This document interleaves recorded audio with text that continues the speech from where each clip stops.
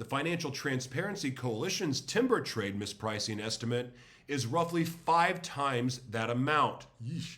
But again, those two numbers were not produced using identical methods. And the earlier estimate also included wildlife exploitation. So I'm not telling you one number proves the other wrong. I'm telling you something simpler. Independent analysis is pointing to potential economic leakage on a scale large enough that somebody should explain it. And that's where I want government involved. Not automatically as the villain, as the source. The Financial Transparency Coalition says its researchers repeatedly sought updated sanctions information and concession records from Cameroon's Ministry of Forest and Wildfire and did not receive the information they requested. That was their experience. It is not mine. So I'm going to ask for myself, what does MINFOF believe explains these international timber trade discrepancies?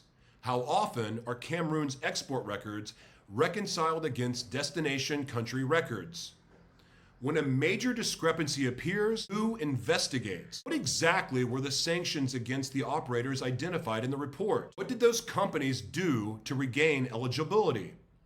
What oversight occurred before additional titles were granted? What concession information can ordinary citizens access? And how much beneficial ownership information can communities obtain about companies extracting resources near them? If there are strong answers, I want them on this show.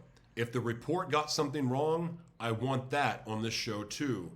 The goal is not to embarrass Cameroon, not at all. I want Cameroon strong. I want legitimate businesses protected. I want institutions people trust. I want responsible investment. And I want difficult questions answered with evidence. Accountability and development are not enemies. And I need to address something else because I already know how 30-second clips travel.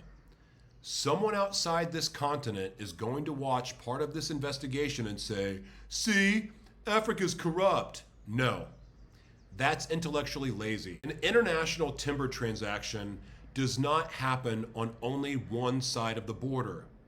There may be a logging company, an exporter, Cameroonian customs, a freight company, a ship, a bank, an insurer, an importer, another customs authority, a processor, a corporate owner, a retailer. An international transaction is international. Sometimes corruption absolutely exists in African institutions. When it does, expose it. Sometimes African companies break laws. When they do, investigate them. But if a financial discrepancy appears inside international trade, the investigation cannot magically stop at the African border. If the transaction is global, the investigation has to be global too. You cannot build a global economy and then localize all the blame because extraction has a destination.